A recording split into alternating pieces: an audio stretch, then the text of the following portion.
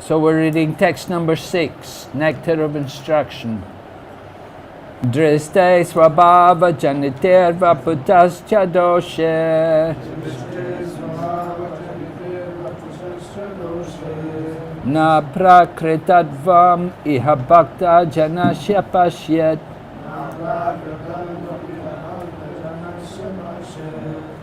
gangam vasam nakula budbuddha pena panke Brahma dravatvam apagacchati niradharmai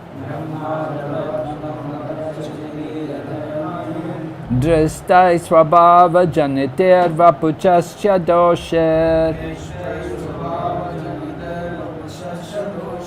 Na prakritadvam iha bhakta janasya pashyat Gangam basam na kolu budbuddha pena panke Brahma dravadvam apagacchati niradharmai Dristai svabhava janitir vapuchascha doshe Na prakritadvam iha bhakta janasya pashyat Gangam basam na kulu budbuddha pena panke Brahma dravadvam apagacchati niradharmai Chant.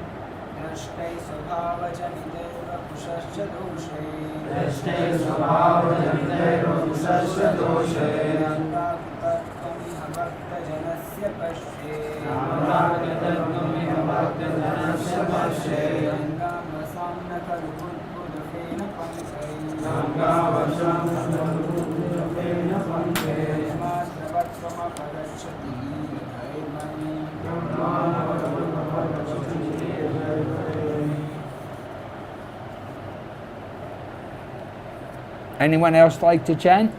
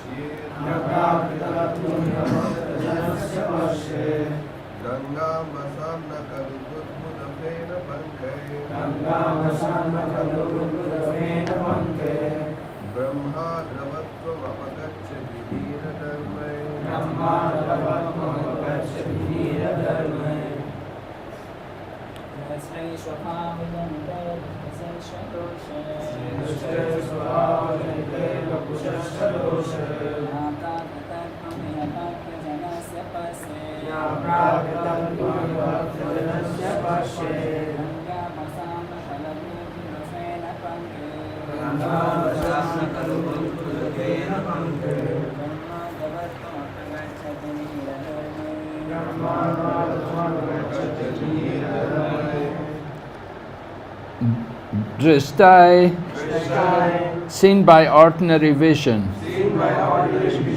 Swabhava janitai, born of one's own nature. Vapusa, of the body. Cha, and doshai, by the faults. Na, not. Prakritadvam, the state of being material. Iha, in this world. Bhakta janasya, of a pure devotee. Pashyat, one should see. Ganga ambasam, of the Ganges water. Na, not. Iha, kalu, certainly. Buddha pena pankai, about bubbles, foam and mud. Brahma Dravatvam, the transcendental nature. Apagachati is spoiled. Niradharmai, the characteristics of water. Translation. Being situated in his original Krishna conscious position, a pure devotee does not identify with the body. Such a devotee should not be seen from a materialistic point of view.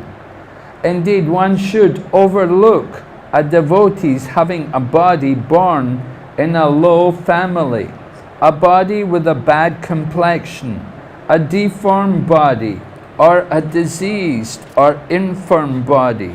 According to ordinary vision, such imperfections may seem prominent in the body of a pure devotee. But despite such seeming defects, the body of a pure devotee cannot be polluted. It is exactly like the waters of the Ganges, which sometimes during the rainy season are full of bubbles, foam and mud. The Ganges water do not become polluted. Those who are advanced in spiritual understanding will bathe in the Ganges without considering the condition of the water. Purport by Srila Prabhupada. Shuddha Bhakti, the activity of the soul proper. In other words, engagement in the transcendental loving service of the Lord is performed in a liberated condition. In Bhagavad Gita, it is stated, Mam Chayo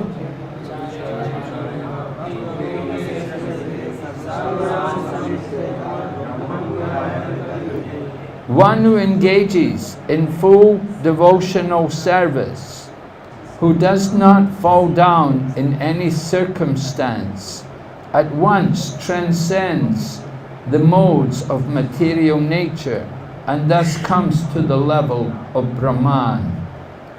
Avyabhicharini Bhakti means unalloyed devotion.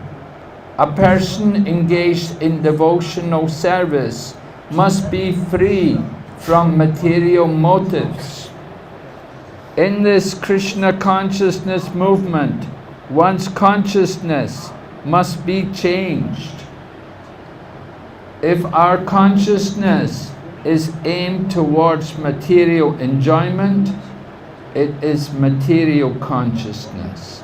And if it is aimed towards serving Krishna, it is Krishna consciousness. A surrendered soul serves Krishna without material consideration. Anya bilasita shunyam, jnana karma janavritam.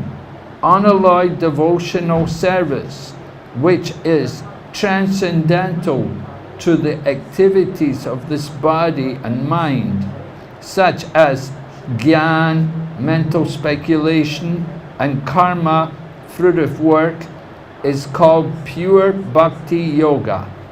Bhakti yoga is the proper activity of the soul, and when one actually engages in unalloyed, uncontaminated devotional service, he is already liberated. Sagunam samatityaitkam. Krishna's devotee is not subjected to material condition, even though his bodily features may appear materially conditioned. One should therefore not see a pure devotee from a materialistic point of view. Unless one is actually a devotee, he cannot see another devotee perfectly.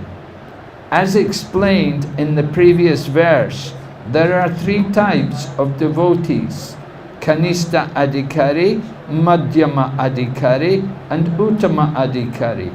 The Kanishta Adhikari cannot distinguish between a devotee and non-devotee. He is simply concerned with worshipping the deity in the temple. A Madhyama Adhikari, however, can distinguish between the devotee and non-devotee, as well as between the devotee and the Lord. Thus he treats the Supreme Personality of Godhead, the devotee and the non-devotee in different ways. Alright, so Srila Prabhupada is describing to us the nature of pure devotional service. Pure devotional service means without material desires. So, one who is actually on the platform of pure devotion, they should actually have spiritual vision. And we're hearing from this verse about the importance of seeing people not with the material conception, but with the eye of knowledge. It's not proper to judge someone just by their external appearance. So I remember in London, Prabhupada came in London, it was 1971, 72, like that, and gurus were very prominent. It was really in the news a lot. The Beatles had spent time, they'd gone to the Himalayas with Maharishi Mahesh Yogi, and that was big news. And then you had other different gurus, there was people, there were many different things. Everybody was coming up with their different gurus. So there was Rajneesh, he was big news, very big news, because he had so much money, and then he ran away from India, he ran away to America, and he had a big fleet of cars, very expensive cars, and he had a lot of women there as well. And he put women in all the managerial positions. He said women are better managers than men. He liked to have the women manage everything. Anyway, there were people like him, they were all in the news, you know, it was very, the Time magazine had even declared it the year of the Guru. And so, you know, it was big things. So the reporters came to our temple in London, and we had a humble center, you know, it was not a very opulent place, it was a simple building. There were about 4 or 5 floors, but there were small area. The area of each floor was quite small. And so we were living there, and the devotees, we were all young men, you know, really young. And we would go out every day and sing and dance in the main streets in London. And regularly we would go, every day we'd go out. We'd go out twice a day. We'd go out in the morning, come back for lunch, and go out again in the afternoon. So we were spending our whole day just chanting and dancing and trying to distribute some literature. So people, the reporters at least, who had come there to interview Srila Prabhupada, they could understand that there was a big difference between the Hare Krishna people and these other gurus, because they saw Srila Prabhupada.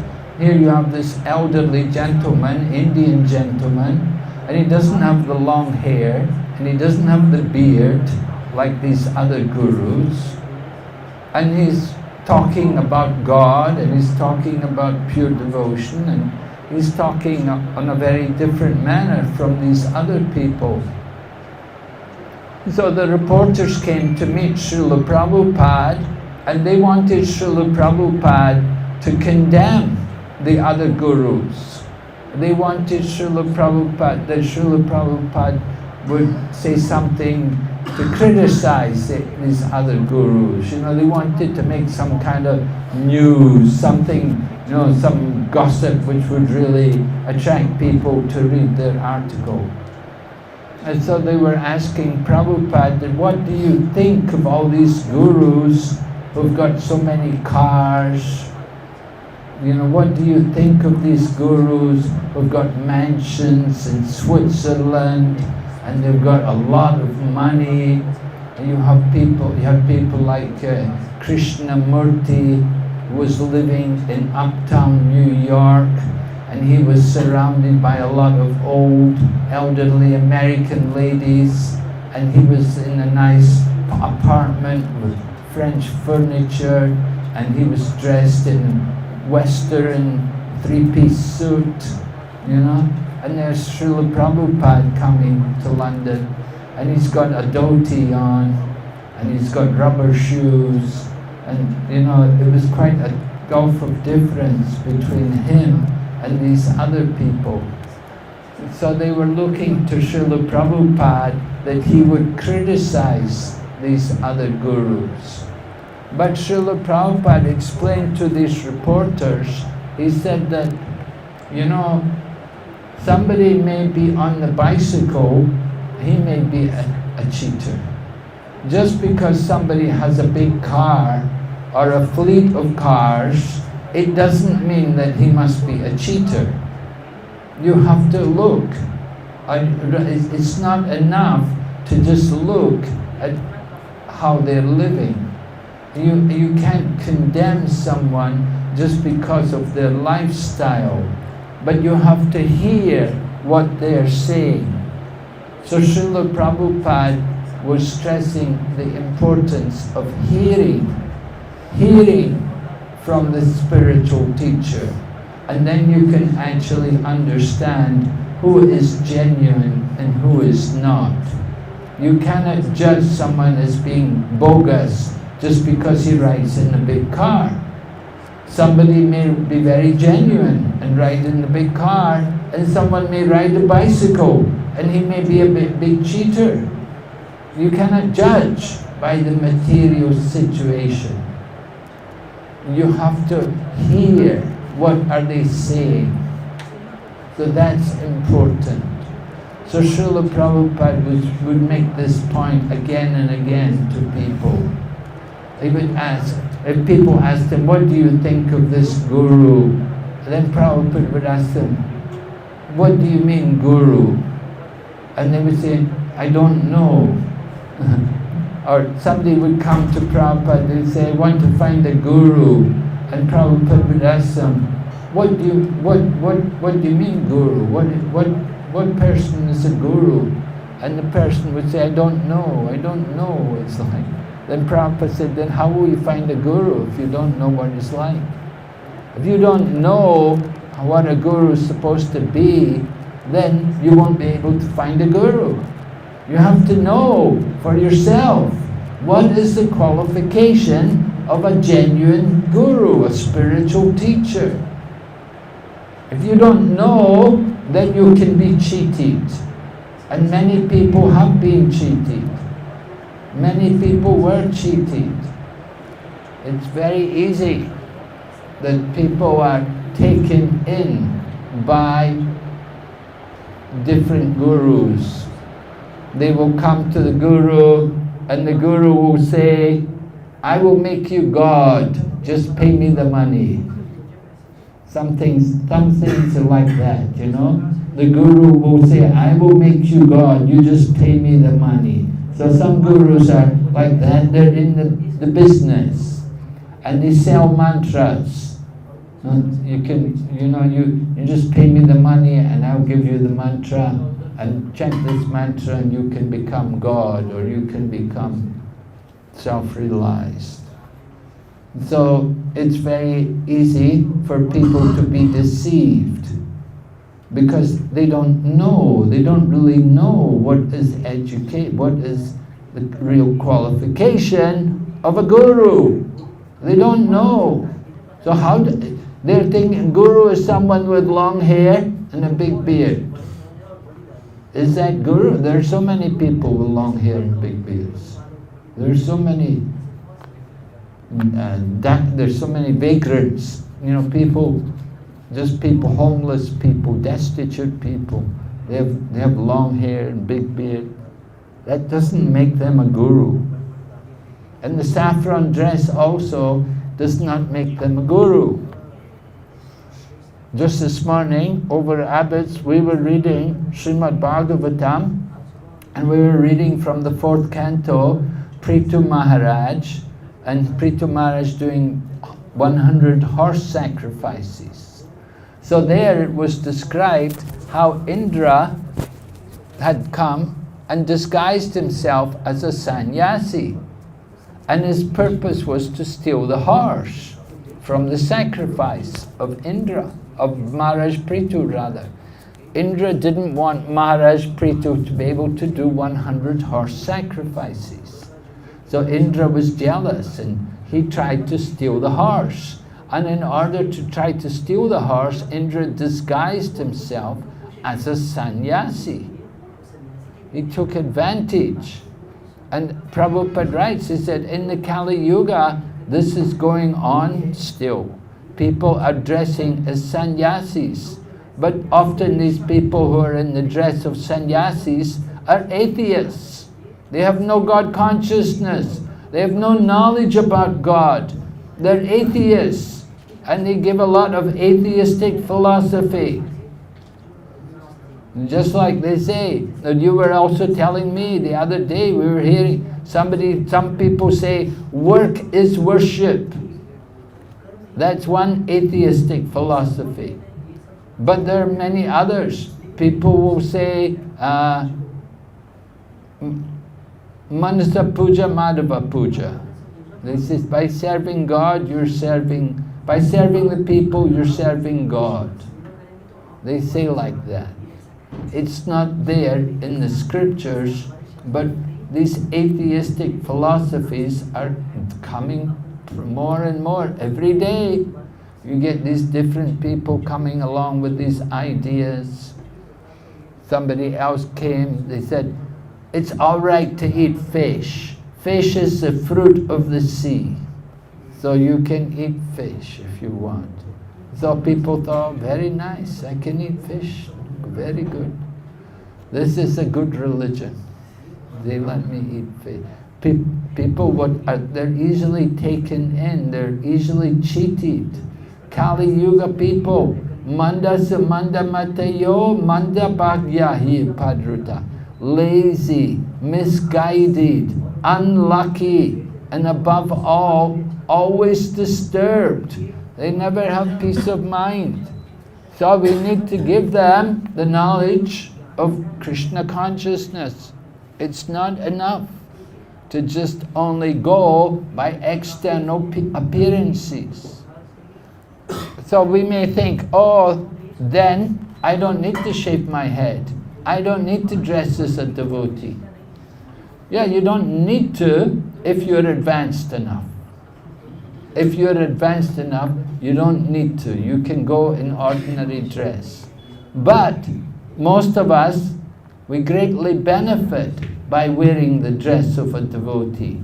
When we do put on the dress of a devotee, it's very helpful for us to become more Krishna conscious. We become more aware that I'm a devotee, I'm a member of the Hare Krishna movement. That's why we shave our heads, why we wear tulsi neck beads, why we wear dhoti and so on, put tilak on, all of these things. It's helpful for us to remember that we are devotees of Krishna. And it's helpful for others who see us, that when they see us, they can understand, oh, there's a Hare Krishna. Right? They don't say, oh, there's Bhakta Bob, or there's Bhakta Mick. No, they say, oh, there's a Hare Krishna. So that's good. They're recognizing the devotees. And so we need to put ourselves into that role of being a member of Krishna consciousness movement. And that's why we dress as devotees. So that everywhere we go, people can see us and they know, oh, there's the Hare Krishna people. So that's good. They start to think about devotees. But if we disguise ourselves, if we just look like ordinary people, then we'll just be like ordinary people to other people.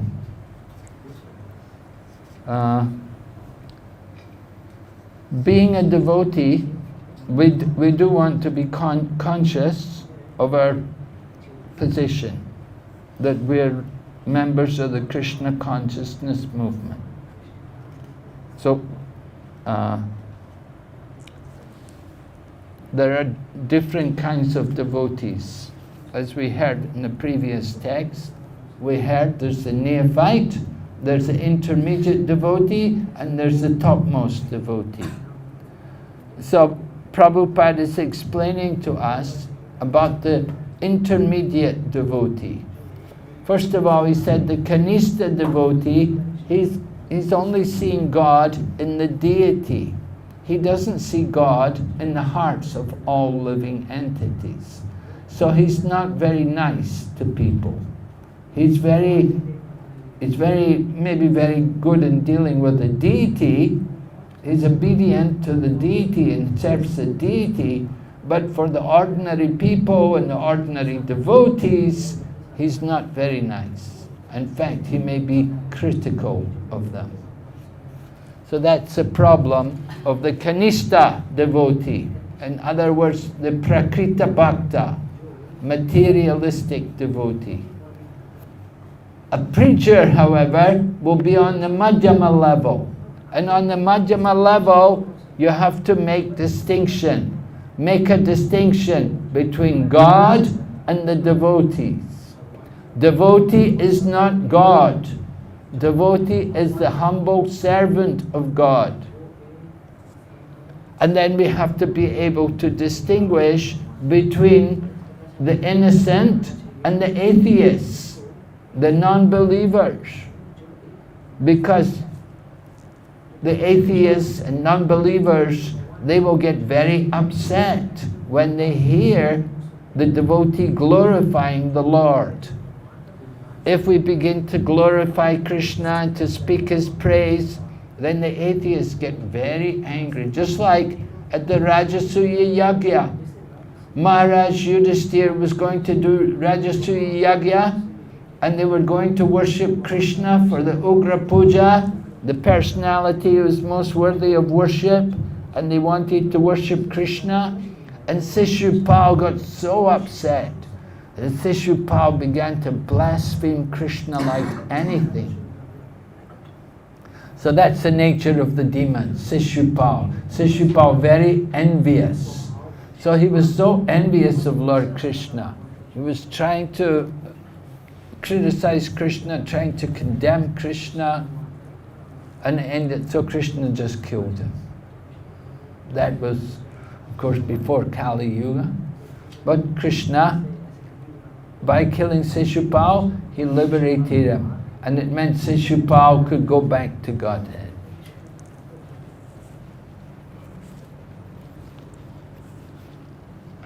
All right, any questions so far on this? Prabhupada never liked to be on the material platform or to talk on the material platform. Just like, people would come and they would ask, "Oh, Swamiji, how old are you?" And Prabhupada would say, "I am the same age as you. I am the same age as you. You are a soul and I am also a soul." Prabhupada would say like that to them. He would immediately bring them to the spiritual platform. Because if you're simply looking, just like we would go on Sankirtan in London, we'd go out and distribute books, and sometimes people, many tourists are there in London, and they would come up to us and they'd say, "Where is the British Museum?" Or "Where is Madame Tussauds?" Or "Where is this?" Or "Where is that?" We would just tell them, "Oh, you just go there, number 7 Bury Place. Everything is there." We'd send them to the temple. And they would ask us, "Where are you from?" We'd say, "I'm from Krishna. I'm from Goloka. And so are you. We're all spirit souls. We're all part and parcel of Krishna." So people come with these mundane questions. You have to elevate them. You have to bring them up to the higher platform Our business is not to satisfy their material demands. Our duty is to bring them up to the transcendental level and to make them Krishna conscious. And so we always try to avoid putting ourselves onto the material platform. It's not required. Rather, it becomes fun. Just like there was that one devotee, Vamsi Das Babaji. He was like a disciple. I don't know if he was ever actually initiated, but he had some friendly relationship with Bhaktisiddhanta Saraswati. And so Vamsi Das Babaji, he used to speak to his deities. He was always speaking to his deity. He carried deities with him, and he would often speak to the deities in his ecstasy. So sometimes people would come to him and they would say to things like, they'd say to him, "What do you think of the government?" You know, that's common in India, right? People love to talk politics and talk about the government. So people came to Vamsi Das Babaji and they asked him, "What do you think of the government, Babaji Maharaj?" Babaji Maharaj said, "Govardhan?" He didn't say government, he changed it to Govardhan. He didn't want to talk about the government. He would just say, "Govardhan? Govardhan? Oh, Govardhan, yes, Govardhan. By the side of Radhakund, this glorious hill picked up by the hand of Lord Krishna." He'd speak the glories of Govardhan. He would never get into the politics, the government. That's to be avoided. That's the Gramya Katha.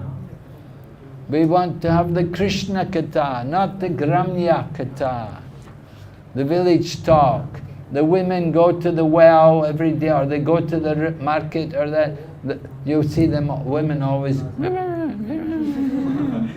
know, they have so many things to talk, many things to say. But it's all Gramya Katha, village talk. Did you hear about so-and-so? Do you know what happened to her? You know, all of these things. This is very common, this kind of talk, the Gramya Katha. But we want to have Krishna Katha. You're going to talk, you're going to use the tongue, so use it to speak the glories of Krishna. But don't talk prajalpa. Nonsense talk breeds nonsense thought. And nonsense thought breeds nonsense action, which will breed birth, old age, disease, and death. So we're very cautious to avoid these things. Okay.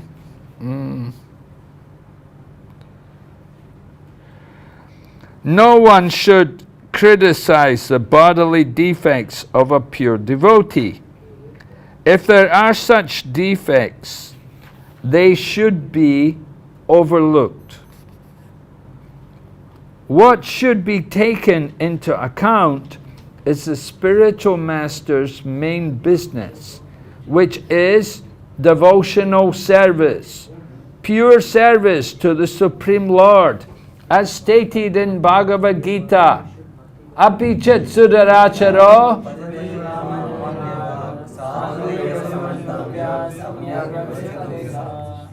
even if a devotee sometimes seems to engage in abominable activities, he should be considered sadhu, a saintly person, because his actual identity is that of one engaged in the loving service of the Lord. In other words, he is not to be considered an ordinary human being. Not to be considered an ordinary human being. There's a verse like that. It speaks, Acharya Vishnu Shiladir Gurushu Vaishnave Jati Buddhi. And then the verse goes on, Yashyan Vanarakisha. That if we are thinking the deity to be made of material elements, then that is not good. That means you're a resident in hell. If you're simply thinking of the deity as being material elements, then you're on the material platform. You're not on the transcendental platform. And similarly, if we see a Vaishnava and we think the Vaishnava is someone who takes birth and dies like an ordinary person, then that is wrong. Bhaktivinoda Thakur has written that nice poem, maybe you know that. He reasons ill who tells that a Vaishnava dies when thou art living still in sound. A Vaishnava dies to live, and in living tries to spread the holy name around. So this is the vision of a devotee. When we lose the devotee, when one of the devotees leave the body, we understand, we don't think of him as dying, but rather we think, he's changed the body, he's gone off somewhere else to serve Krishna, somewhere else, under the arrangement of Krishna.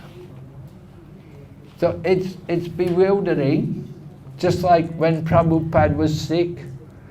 We could think, oh, Prabhupada, that he's sick, he's having a problem with his material body and so on. So that is actually wrong. Rather, we should not see the devotee on the material platform. We should see them as spiritual beings. And the famous example is Madhavendra Puri. Madhavendra Puri, I was talking about him yesterday. So Madhavendra Puri, when he was leaving the body, he was lamenting. He was lamenting in separation for Krishna. And at that time, one of his disciples, Ramachandra Puri, came there, and the foolish disciple said to his guru, oh Guru Maharaj, don't lament, you should rejoice for the Brahman. You should rejoice in the Brahman, don't lament. We have to understand how offensive that is, to think like that. First of all, Madhavendra Puri was a very, very great devotee. He was not lamenting for anything material. He was lamenting in separation from Krishna, in the mood of the gopis. But the foolish disciple could not understand. And he was telling him, oh Guru Maharaj, you should rejoice in the Brahman. So that his guru said to him, get out of here. If I have to see your face at the time of death, I will never achieve my desired destination. And this was the words of Madhavendra Puri. He spoke like that to this Ramachandra Puri, to his disciple. So this is the problem. Sometimes devotees, although they're devotees, just like Ramachandra Puri was a devotee, but he was seeing in the material platform, and he was telling his guru, don't lament, you should rejoice in the Brahman. He did not understand that there is spiritual lamentation. Just as there is spiritual rejoicing, there is also spiritual lamentation. And the devotees, they desire to experience that spiritual lamentation, because that separation from Krishna, that is to be desired. To feel the separation from Krishna, that's also a nice level of devotional service. If someone is on that level of feeling the separation from Krishna, then they're making great advancement. They're doing very nice. To come up to that level, to feel the separation for Krishna. But if somebody says, I'm seeing Krishna every day, Krishna comes to me, Krishna comes to me and tells me I have a very nice wife and my daughter's very nice. He tells me all the... we get people like this, you know, they come to the temple. You get them. What can you do? You know, just encourage them. Just chant Hare Krishna. You know, some people are a little sahaja, you know, it's a sentiment. And they think like that. They think Krishna's coming. But rather the mood of the Goswamis and the mood of Chaitanya, they're feeling separation from Krishna. They're lamenting for Krishna. So that lamentation for Krishna is not material. That's the highest platform of spiritual practice, where one is feeling separation from Krishna. So Prabhupada quotes this verse from Bhagavad Gita, Api Chet Sudaracharo, that even if you're very fallen and sinful, you're engaged in sinful activity, still you quickly become a sadhu. Quickly you can make progress. We have to take advantage. We have to know the process, how to take advantage.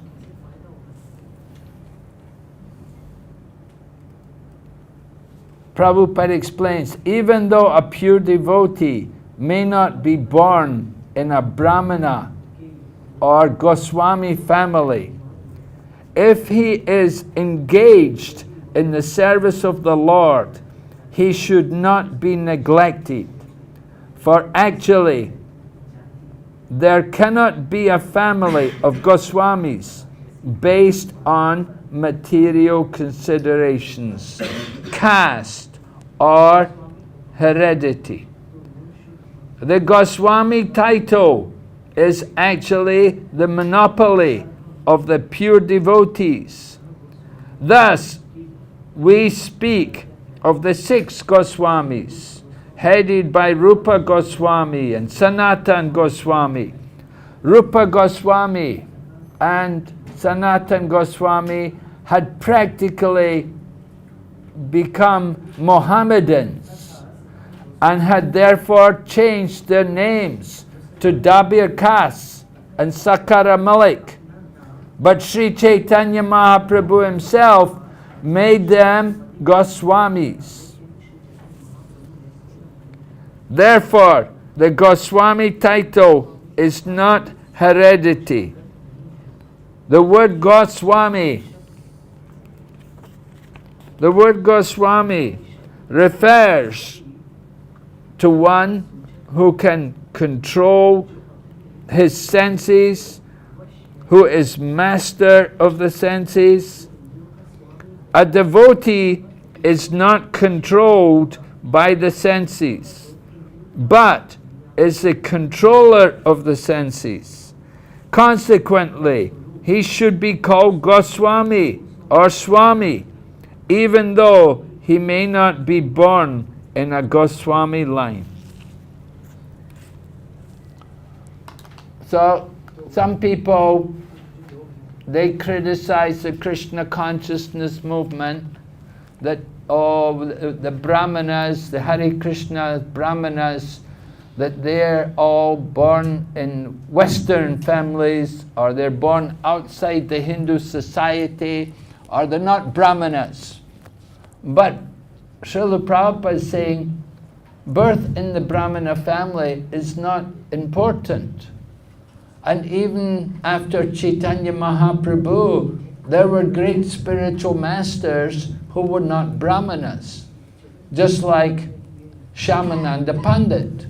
Shyamananda Pandit was not born in a Brahmana family, but he was a very advanced devotee.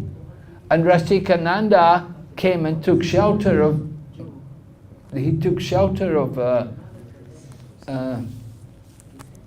who did he take shelter?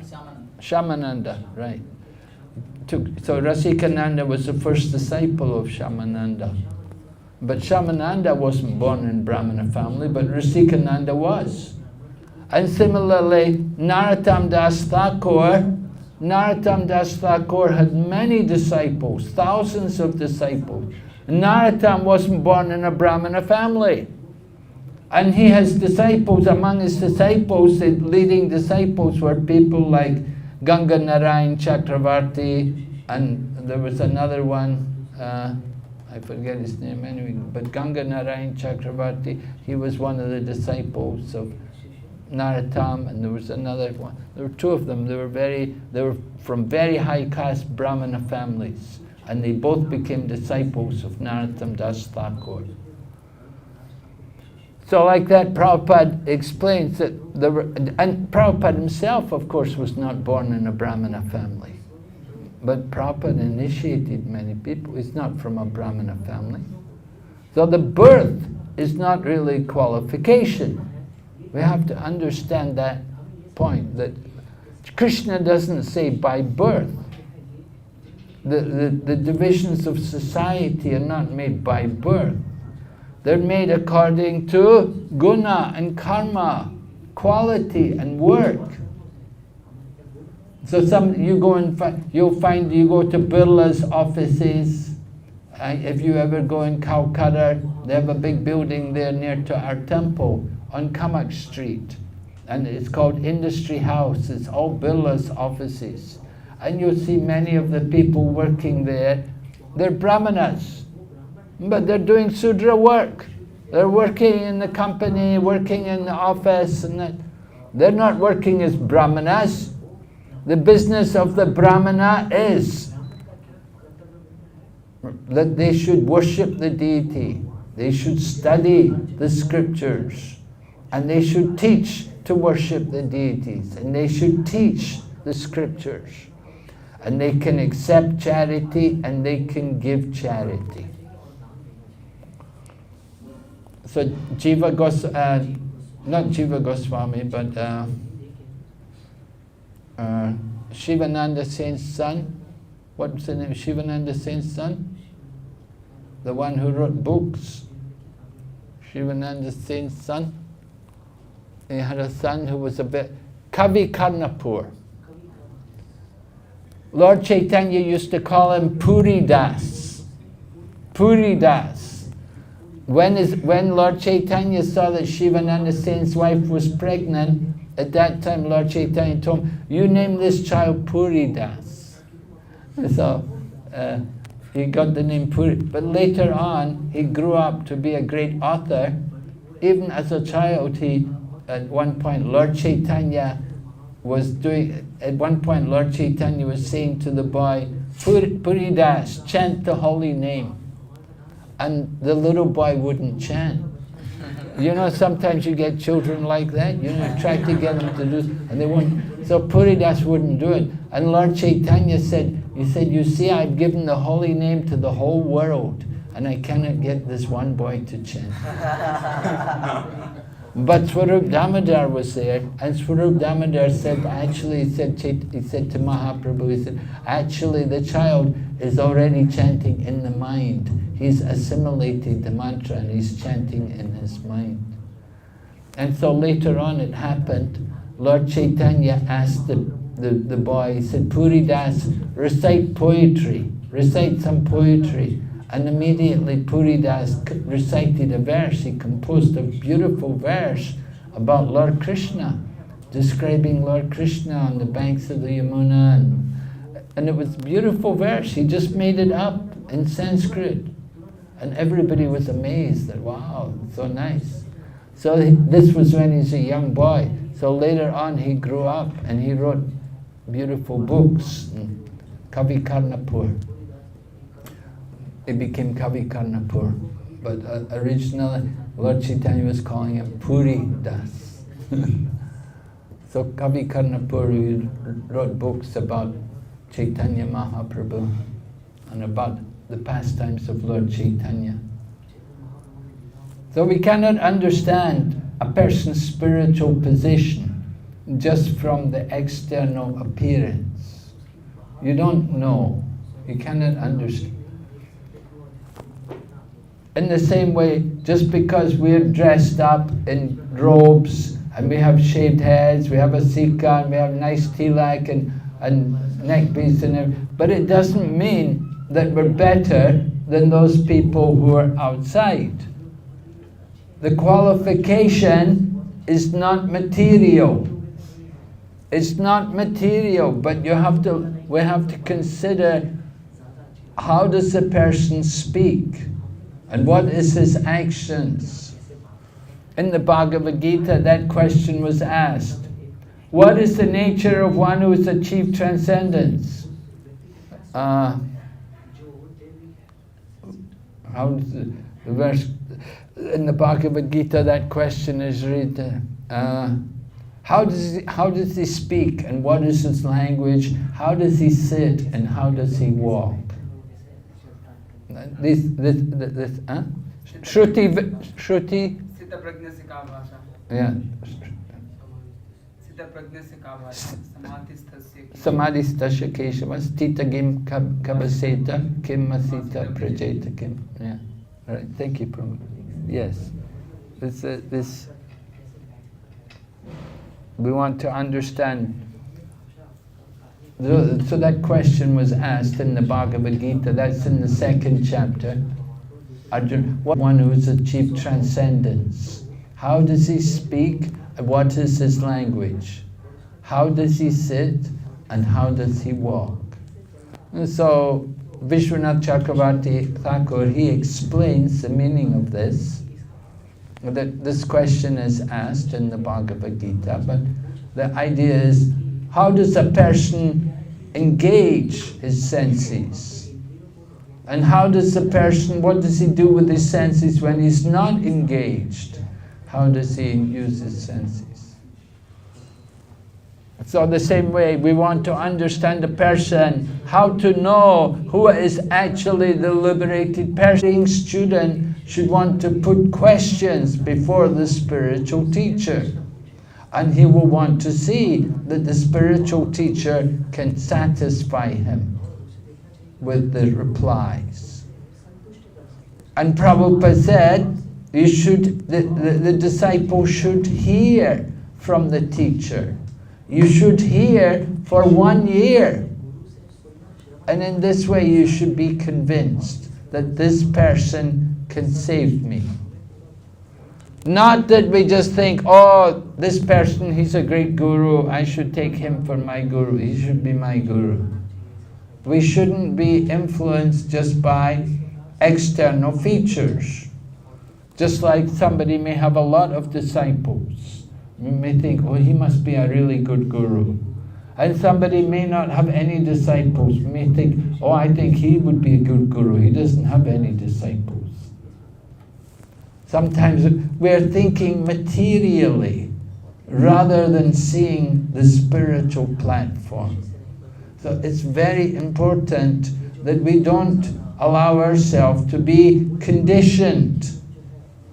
Conditioned souls, we're thinking,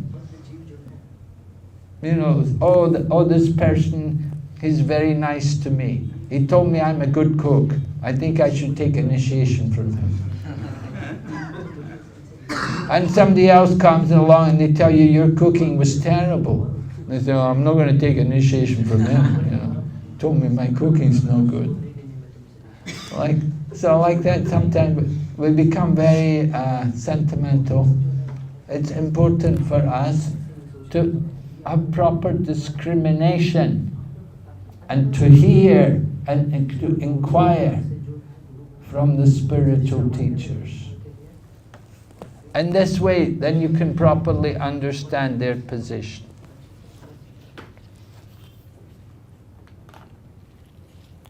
Okay, where are we? According to this formula. Huh? According to this formula. Oh, really? According to this formula, the Goswamis, who are descendants of Sri Nityananda Prabhu and Sri Advaita Prabhu, are certainly devotees.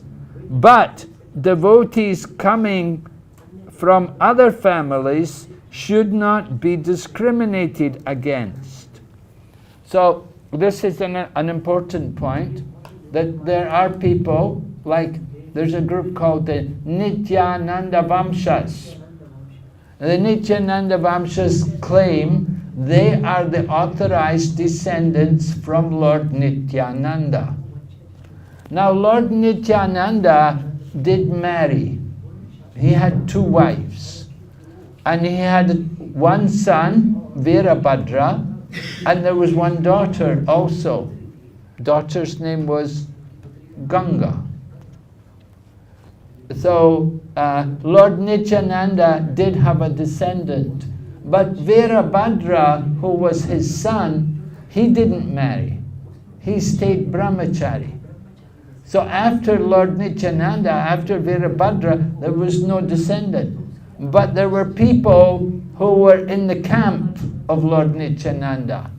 Lord Nityananda did have many associates. You know, he had like a Sankirtan party, and they would all go around. They'd go around Bengal and preach there, and they were all dressed up like cowherd boys. You know, they wear the ankle belts, and they had the buffalo horns and the sticks for herding the cows and all these things. And they were, you know, they were really in the mood of cowherd. They were cowherd boys. They were actually from Krishna Lila. And they'd come in the pastimes of Lord Chaitanya, and they were with Lord Nityananda. So some of these people who were associates with Lord Nityananda and who were like disciples of Lord Nityananda, they claimed that we're the descendants from Lord Nityananda. So they claim because we're coming in the line from Lord Nityananda, we are the acharyas. We are the authorized acharyas, not these other people. They said, we're supposed to be the acharyas. We are the actual descendants from Nityananda. So Prabhupada's arguing against this. He said, all right, yeah, you're devotees, but does it mean nobody else can be a devotee? Does it mean you're the only one authorized? What is your qualification? You're born in the family of Lord Nityananda. Why don't you do the work of Lord Nityananda? Go out, go door to door and preach the holy name and make devotees. Go to Jagai and Madhai like Lord Nityananda did. They don't do that. They just want to sit and say, we are the authorized descendants. We're the ones. We're the acharyas. Not you people. So Prabhupada's arguing against this. You know, we don't mind. You want to preach? Okay, you're authorized. You're descendants of Lord Nityananda. Very good. Then preach. But don't think we cannot preach. We may not be born in the family of Lord Nityananda, but if we're taking up the mission of Lord Nityananda, then that is a good qualification. Anyone can do it. Why you're discriminating against us? You're the only ones because you're born in the family? Birth is not the important thing. We have to see the work. I remember we went to Shantipur one year, and Jayapataka Swami Maharaj was there, and he was introducing us. He said, this is the family of Advaita Acharya. You know, he was saying that they're the direct descendants of Advaita Acharya, still live there in Shantipur. Shantipur, and the home of Advaita Acharya is there, the temple is there, and the place where Lord Chaitanya and Lord Nityananda came to sit with Advaita Acharya and take prasadam. Everything is there. So we went there. They have a big festival every year, Shantipur festival. It's on the disappearance day of Madhavendra Puri. Madhavendra Puri was the guru of Advaita Acharya. And so Advaita Acharya would celebrate this festival in honor of his guru. And so they had come to ISKCON and they asked us that we would help them in Shantipur because they had no means, they had no funds, they had no ability to organize anything. So they asked ISKCON devotees that you please come and help us and make the Shantipur festival the way it used to be in the times of Advaita Acharya. Advaita Acharya would have a big feast, many people would come. So we would go there and we would put on, and every year we go there and we cook for many, many people. We cook big pots of khichdi. And it's said that anybody who gets prasadam and anybody who distributes prasadam on that day, they will get Krishna Prem. That's a blessing, that's what they say. You go there to Shantipur, you eat prasadam or you distribute prasadam, you'll get Krishna Prem. So we would go, so Jayapataka Maharaj was introducing us, this is the descendants, this is the family, this man, he's in the line from Advaita Acharya, he's a descendant of Advaita Acharya. And the man started talking about, oh yeah, Ramakrishna, He began speaking about, these other Bengali gurus, who were not Vaishnavas at all. He was talking about, oh, Ramakrishna, yeah, he's really good. And Jayapataka Maharaj said, tell him, shut up, you stupid.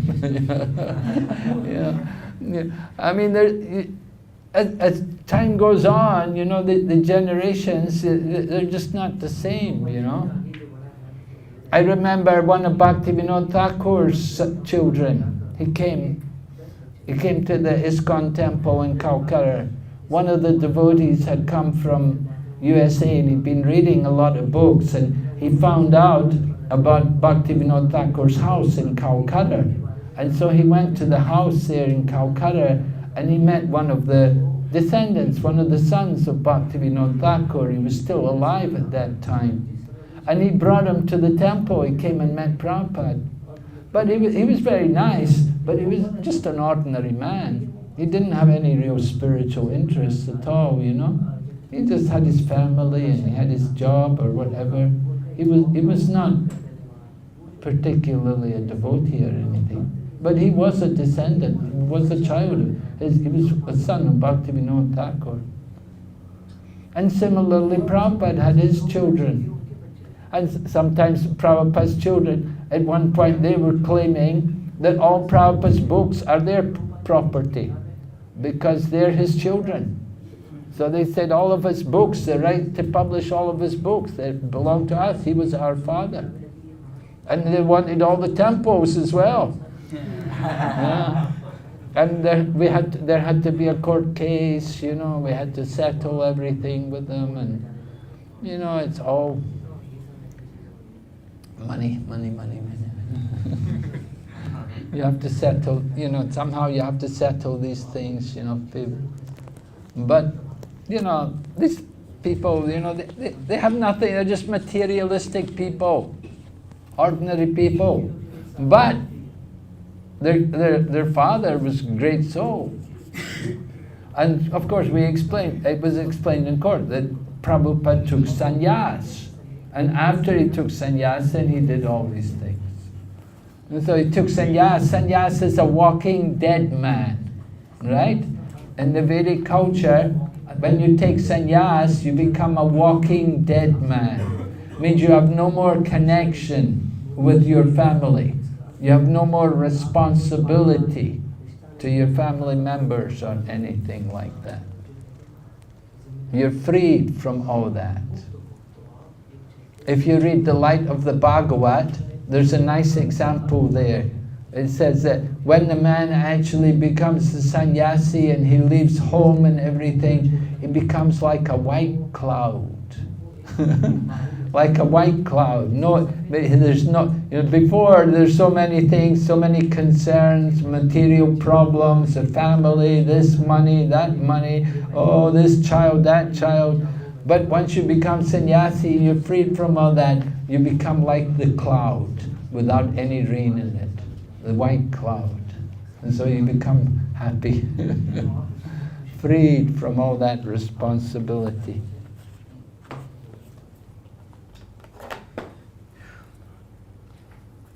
Okay, so we're reading about the Nityananda Vamsas and the Advaita descendants, and Prabhupada's explaining to us that, these people, all right, they're devotees. We recognize them as devotees, but does it mean we're not devotees? Does it mean they're on a better position than us just because they're born in that family? They have to do something. Let them preach. Let them do something. But if they don't do anything, they just sit there and claim, we're the acharyas. Now the position of acharya is not by birth. It's not by birth. And Prabhupada always gives the example, the High Court judge. Your father may be a High Court judge. Doesn't mean the son is a High Court judge. The son may be a lawyer, but if he has to be qualified, he has to get the position of High Court judge. It's not just because father is a High Court judge, so a son is also a High Court judge. So birth is not the qualification.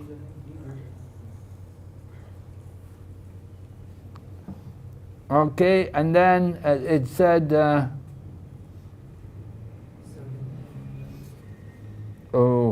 Indeed. Indeed.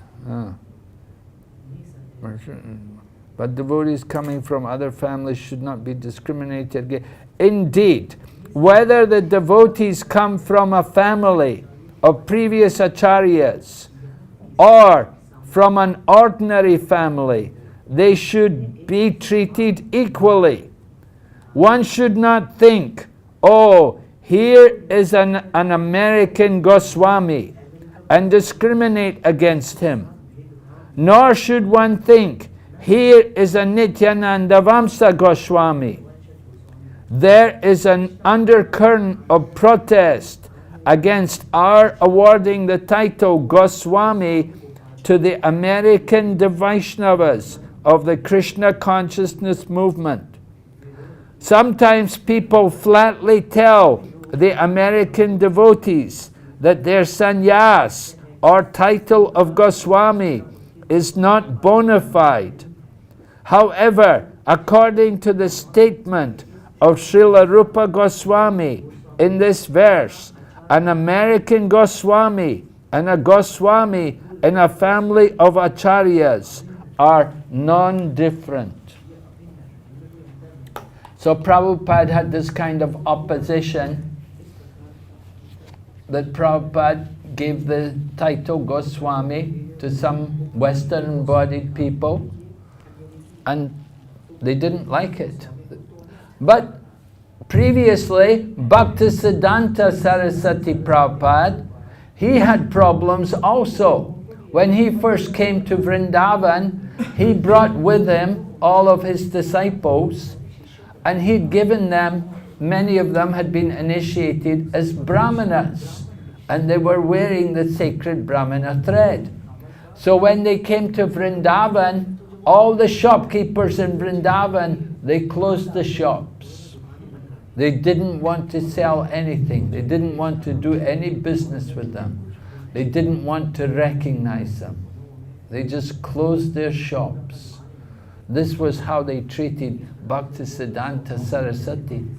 He was giving the Brahmin initiation to people born in India, and they didn't like it. Why you give them Brahmin? They're not Brahmin. They thought, your father has to be Brahmin, then you can be Brahmin. If you're not born in the proper family, you're not right to wear the sacred thread. And they were arguing like that. But Bhaktisiddhanta Saraswati, he didn't care what they said. He acted according to scripture. So according to scripture, anyone can become a Brahmana. And the verse is there, just like bell metal can be made into gold by the alchemical process. In the same way, any person who is properly initiated and trained by a bona fide spiritual master, they can become a Brahmana. It's not simply the birth. A very important point. And similarly, it's extended when we talk about Goswamis. Swami or Goswami, that title, it doesn't depend on birth. You may be born in an American body, a Western body, but you may be Goswami. You may have, but we have to, the qualification is there. You have to have gone through the proper training also. The proper training from the bona fide spiritual teacher. Just like we read the first verse. The qualification to become the spiritual teacher, you have to control the senses. Vacho Vegam, Manasa Krodha Vegam. All this, control the Vegas. Then you can accept disciples all over the world. And similarly, you can become a Goswami if you're properly trained, properly qualified. And you can also have Brahman initiation, Brahman Diksha. What is the qualification? The qualification for the Brahman Diksha is that one is faithfully following the 4 regulative principles and daily chanting 16 rounds. In the recent times, we're seeing some spiritual masters, they're suggesting to the disciples that you take the Bhakti Shastri course. You study the Bhakti Shastri course, and when you finish Bhakti Shastri course, then you come and request second initiation. But the idea is, you want to get the Brahman initiation, you should be Brahmana in quality. Means you should study the scriptures. You should know the scriptures. You should have the Brahminical qualities from Bhagavad Gita. Samo damas tapasocham shantir arjavam evacha jnana vijnanam astikyam brahma karma swabhavajam. Right? We want to get the Brahman initiation, we should have these qualities. Peacefulness, self-control, purity, knowledge, wisdom, religiousness. These different 9 qualities are there. This is for the Brahmana. You want to be Brahmana? The training is there. We have to study the scriptures. Brahmanas are expected to also speak, to give classes, and they're expected to worship the deity, do these different things. It's taking more responsibility. It's doing more service. Taking Brahman initiation does not mean I will do less service. It's we do more service. We take on more responsibility. Teaching and showing the example to the other younger devotees, junior devotees. So Prabhupada was very concerned about this, training the devotees, getting them properly qualified for initiation, and similarly for sannyas. Nowadays, before they give sannyas, they have a sannyasi training college. They have a sannyasi college or some course, which those people who are candidates for sannyas, they go through. In Srila Prabhupada's time, it was more spontaneous thing. People would come to Prabhupada, they'd come to Prabhupada and they say, Prabhupada, I would like to take sannyas. And then Prabhupada would consider. Maybe they knew Prabhupada, they had some relationship with Prabhupada, then Prabhupada would, if he thought it was good, then okay. I remember there was one devotee, there was a devotee, he was from Los Angeles. So he was in charge of the BBT. He was a manager in the BBT, publishing all the books, and he had quite a big position. So he came one time and he said to Prabhupada, Prabhupada, I want to take sannyas. So Prabhupada looked at him and Prabhupada said, you should go back to Los Angeles, and there are many nice young girls there, go back and get married. So sometimes Prabhupada would say like that. It's not that every time Prabhupada would just agree, give them sannyas. So like that, sometimes Prabhupada would tell that you better just go back and take a wife and live as a householder. and be an example for others. Not that every time Prabhupada would give sannyas to everybody who came. And even sometimes Prabhupada would come for initiation and he'd say, there are too many, he would say, too many people. He said, you have too many people here. You have to reduce it. I don't want to initiate all these people. And particularly for the second initiation, Prabhupada was very cautious, more cautious in giving the second initiation. Because Prabhupada saw how some people are unsteady, that after taking initiation, they may give up the vows. So that's very bad. And we're seeing people are criticizing, you're giving these people titles like Goswamis, and you're giving them Brahman threads, and look what they're doing. If they start taking drugs again, or if they're doing illicit sex, or if they even eating impure foods, then it's very bad for the Krishna consciousness movement. So Prabhupada was very concerned like that, very concerned to see we maintain good standards. Any questions?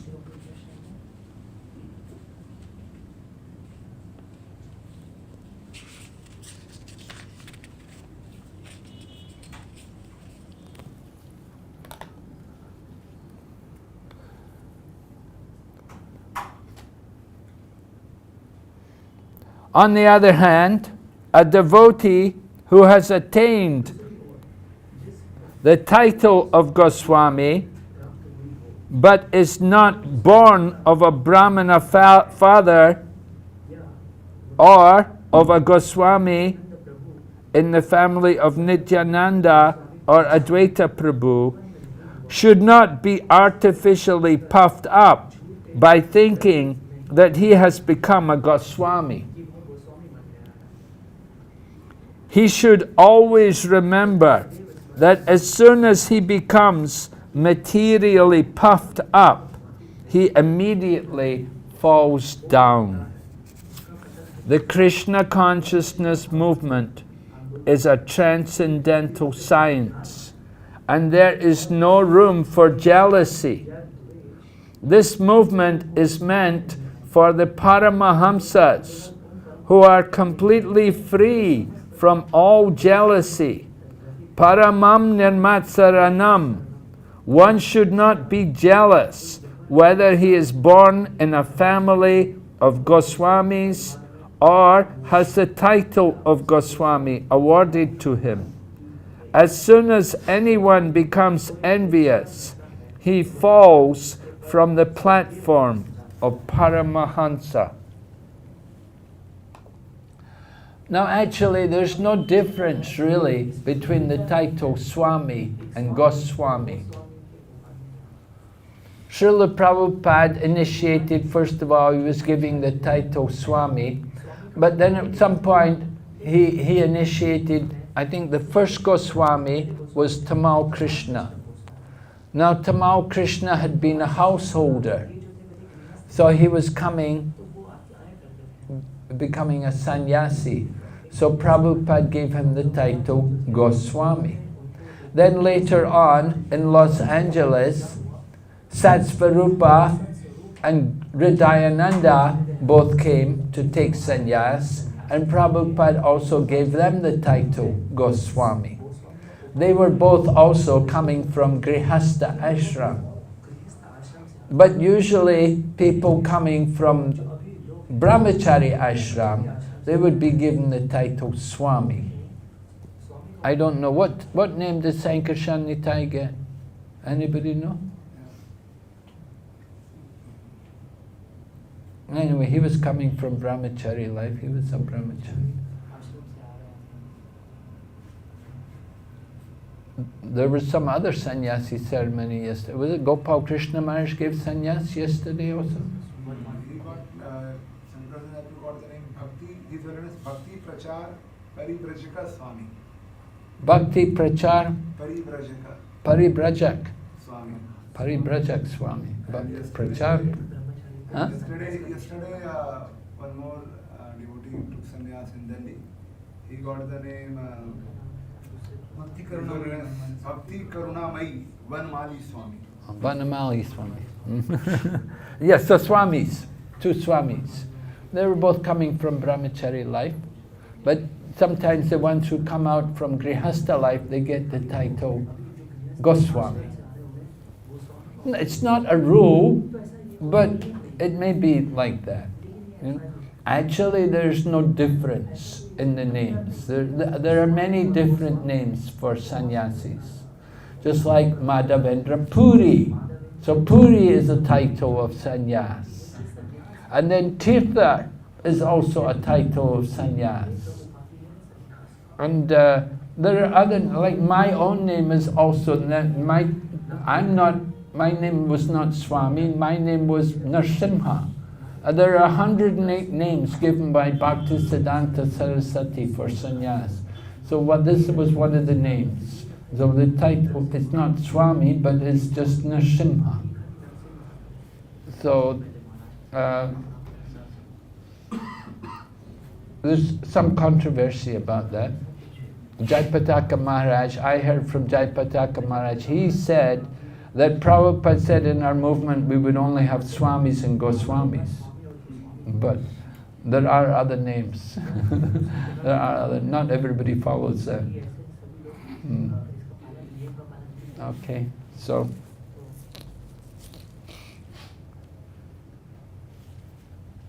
we're hearing about these Goswamis, and Prabhupada's making the point that you may get the title Goswami, don't think you're actually Goswami. Don't become proud and think you're really a Goswami. You may be given that name, but you have to become worthy of that title. That is the point. And actually when Satsvarupa Maharaj and Hridayananda Maharaj, when they got sannyas, they got the name Goswami, so they asked Prabhupada, what does it mean, this name Goswami? Because they were not sure, it was kind of new for them. So Prabhupada told them, he said, you should study the Goswami ISKCON. And if you study the Goswami ISKCON, then you will know what is actually the behavior of a Goswami. Right? You all know the Goswami ISKCON? About chanting the holy name in regulated measurements, and accepting loincloth, and conquering overeating and sleeping, and being always meek and humble, and following in the footsteps of the gopis, like that. So this way Prabhupada told them, you study this song, Goswami ISKCON, and you'll know what is a Goswami. But just because you have the title Goswami, don't think you're actually Goswami. Don't become proud. Rather, become more humble. Think of yourself being unqualified and unworthy. Okay, any questions?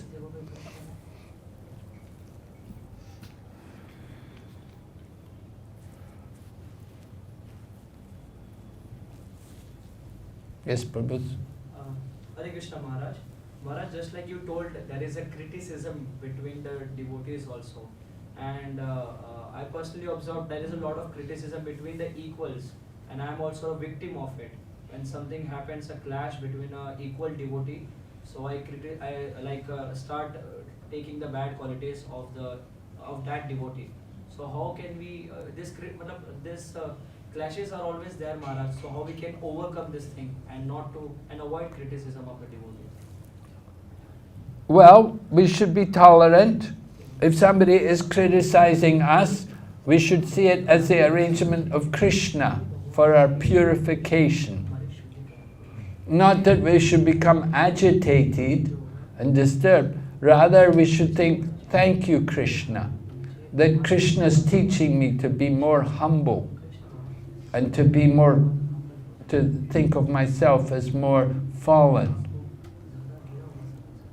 But criticism coming from peers, especially coming from equals, we should value it. we should think, well, there must be something there. I must have some fault in me, and I should try to correct it. I should do something, try to go out and do something about it to try to improve my position. But it doesn't do good to try to get angry that, oh, this person. If somebody points out faults in us, rather we should be receptive to this. And we see Chaitanya Mahaprabhu, when he was residing in Jagannath Puri, Ramachandra Puri came there, and Ramachandra Puri criticized him. He came to the room where Lord Chaitanya was staying, what's it called, Gambhira? Yeah? And said, look, so many insects are running around here. And Ramachandra Puri said, before I had heard, you Gaudiya Vaishnavas eat too much. You eat too many sweets. You must have been keeping sweets here. Now so many insects have come. And that's why the insects are crawling here. And actually, it's not like that. Insects are always coming everywhere, here and there. They're always looking for something. But it doesn't mean that you had anything there. Anyway, Ramachandra Puri said like that to Lord Chaitanya Mahaprabhu.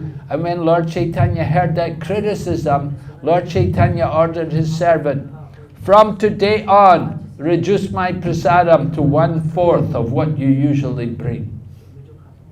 All the devotees were very pained that Lord Chaitanya was reducing his eating to such a small amount of what he would usually eat. But Lord Chaitanya ordered it, and he had to do it. And he did like that. So long as that Ramachandra Puri stayed there, Chaitanya Mahaprabhu greatly reduced his eating. Now usually Lord Chaitanya would like to take prasadam. He would enjoy taking prasadam in good quantities. But because this Ramachandra Puri came and criticized him, he reduced his eating. So that's the proper way. You get criticism, somebody criticizes you, you should take it seriously. There must be something there.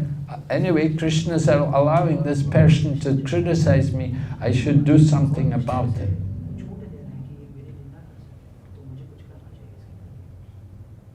Yes?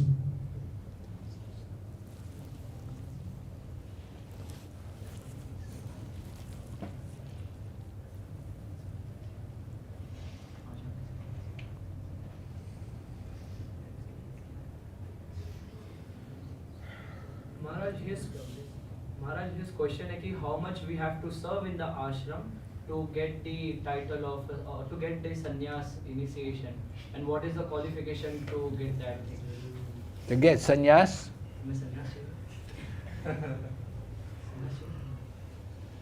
No, Maharaj is just inquiring. Oh.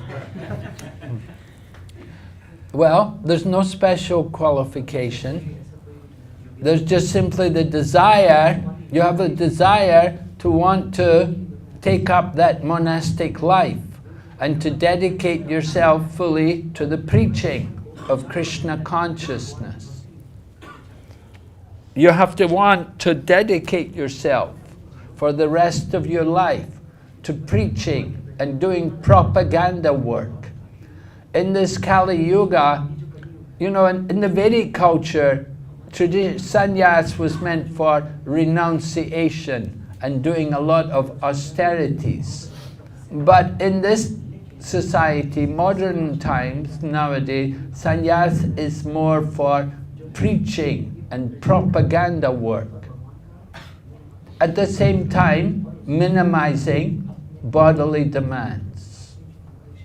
But less emphasis, you know, in the past, in other ages, you would wear tree bark, you know, or a deer skin or something. You'd really be, you know, really renounced like that, you know. And they do these kind of things. But nowadays, sannyas is more, it's the duty of the sannyasis that they will travel and preach and make propaganda for the Krishna consciousness movement. Try to awaken God consciousness in people. by their preaching and by their own activities. They try to give Krishna consciousness, opening temples and bringing people into Krishna consciousness, engaging people in Krishna consciousness. That is it. So what is the qualification? Qualification of the sannyasi, well, they have to be renounced, that they have no interest in the other sex. They're not interested in association with women, and they should be able to give up the connections with their family. If you have people in your family who are depending on you, then you can't really take sannyas, because your families are depending on you. So you shouldn't have any dependence, and you should be very careful, very honest in all the funds. You don't take sannyas to become rich, but you take sannyas to utilize everything in the service of the Krishna consciousness movement. Some people think that, oh, sannyasi, they get a lot of money. But you have to understand, whatever money comes to the sannyasi, it's for the service of the Krishna consciousness movement. It's not for his own sense gratification. And so, different sannyasis have different projects.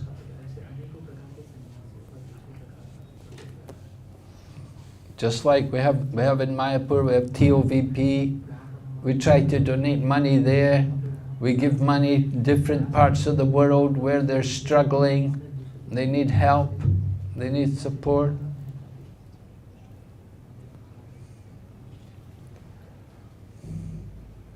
So sannyasi has to be very dedicated to the Krishna consciousness movement.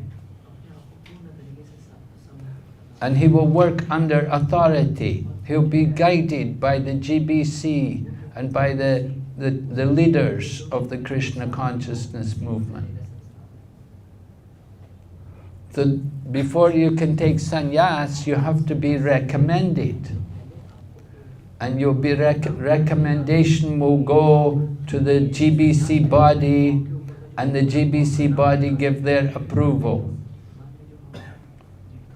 And then after they get their approval, then the sannyas initiation takes place. So this is the system in ISKCON. It's quite difficult in ISKCON to get sannyas now. If you're in the Gaudiya Math, it's quite easy. In the Gaudiya Math, for about every 5 devotees, there's a sannyasi. But we see in ISKCON, there's hundreds of devotees for only one sannyasi. It's a whole different situation. In the Gaudiya Math, you can be taking care of the Goshala, and they'll give you sannyas. But in Krishna consciousness movement, in ISKCON, you want to take sannyas, they want you to do things like go to Africa, go to China, go to these places and develop Krishna consciousness where there is no Krishna consciousness. They want you to do pioneering preaching.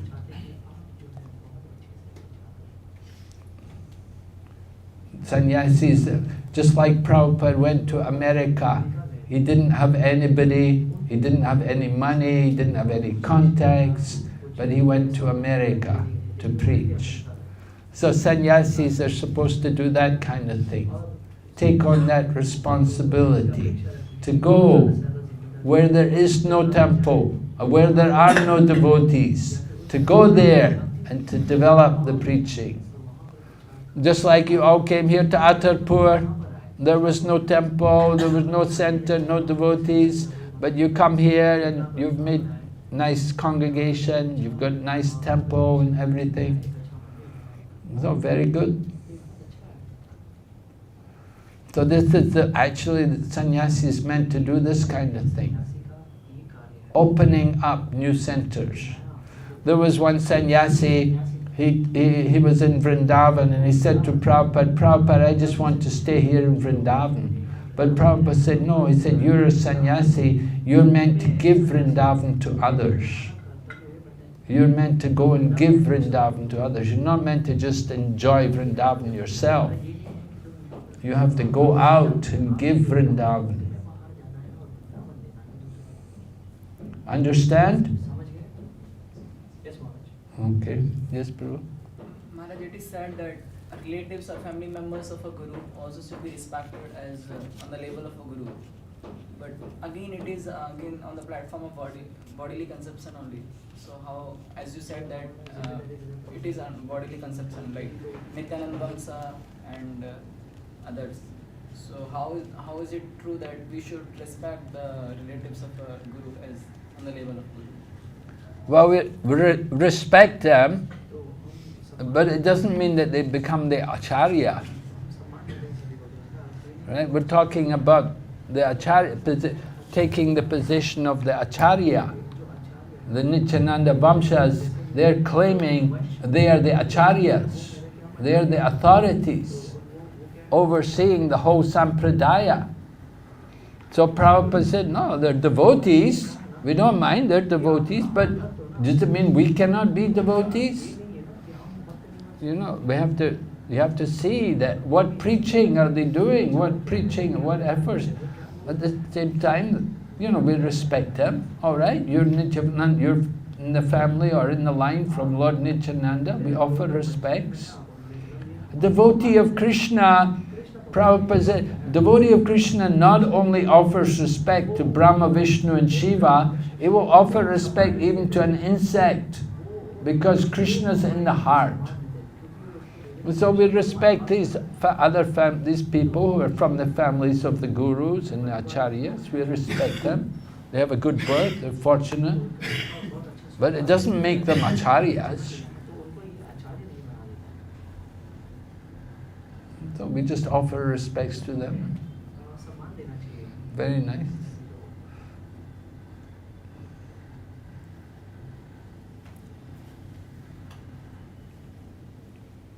So, the Prabhupada's family, one time, we sometimes meet Prabhupada's family, Prabhupada's son, Prabhupada's wife, like that, we'd meet them, you know.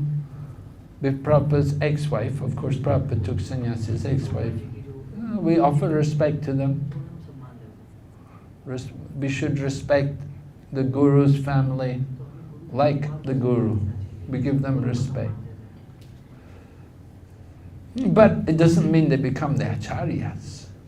We should respect everyone, but especially we should respect people coming in a family where there's great devotee.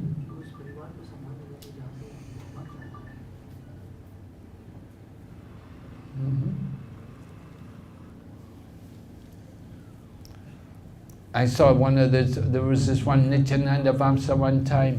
He was very big, very tall, and he was very handsome, very good looking. It was almost like it was Lord Nityananda or something, you know. And he was dancing, and in kirtan, and he was dancing, and it was like ecstasy. He was in ecstasy, you know. It's like a little bit of a show. I don't know how genuine it was, but he was dancing in the kirtan and he was staggering. But it was certainly impressive. And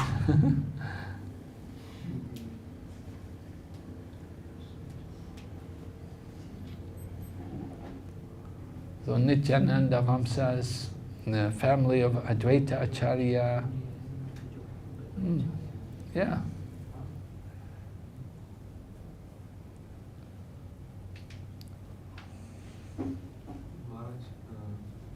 Shloka Apiche Sudara Charo Bhajadeva Manandava Sadhureva Samantavya.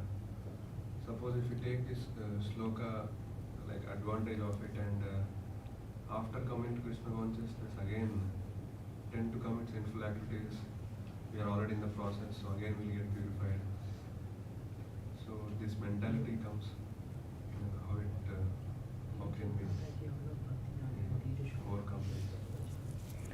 Well, Srila Prabhupada explains that if again and again we're inclined towards sinful activities, then it means our devotion is not of a very high standard. That we should simply understand that our devotional mood is not of a very high level. That because again and again we're becoming inclined towards sinful activities.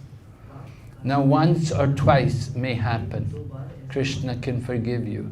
But if it happens again and again, then we should understand that our devotion is not of a very high standard. And we have to be very careful, very conscious.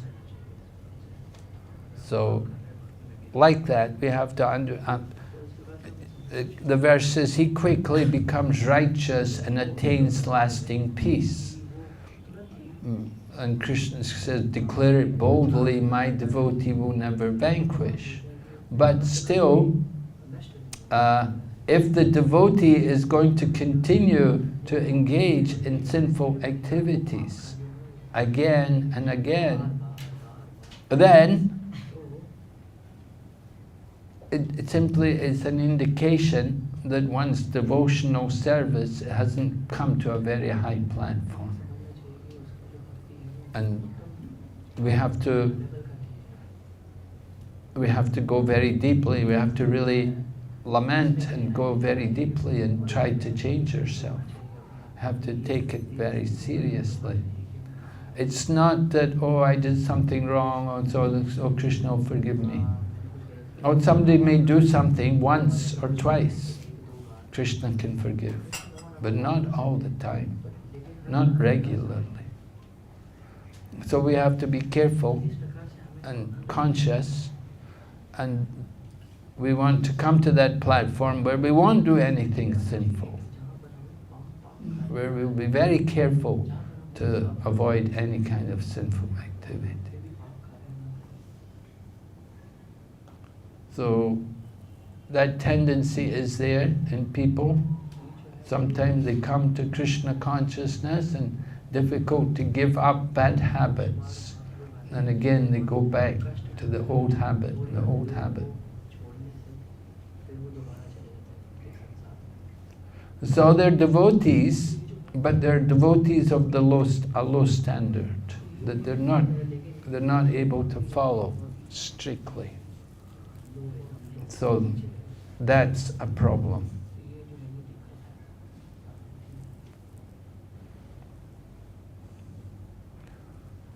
So what to do? Well, they should be encouraged. We try to encourage these people. They have to be rightly situated. That will help them to avoid the sinful activities. They have to be rightly situated. Just sometimes people, they have to get married, or they have to get a job, or something like that. And then when they take some responsibility, then they become more careful and better. One devotee, he had broken the regulative principles, he had had an illicit relationship with a girl. Prabhupada told him, you should not eat opulent food again. Don't eat opulent food. So like that, Prabhupada was giving personal instruction to him.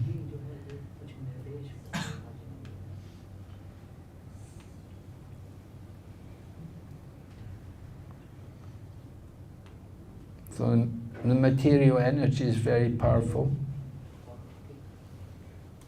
We have to understand, people can fall down, anybody can fall down. Anyone, it can happen to anyone. As Prabhupada said, don't be surprised who goes away. Just be surprised some people stay. Because the material energy is so powerful and so overwhelming. So we want to just call out to Krishna and hold on to Krishna. And certainly it's a constant battle. We have to constantly fight against the material energy. And Srila Prabhupada, one time he was there, he was praying to the deities, he turned to the devotees and said to the devotees who were there, he said, I'm always praying to Krishna, please don't let me fall down. So Prabhupada was saying like that. So how much we should be praying to Krishna, don't let me fall down. We should constantly keep that prayer in our mind. Keep me engaged in your service.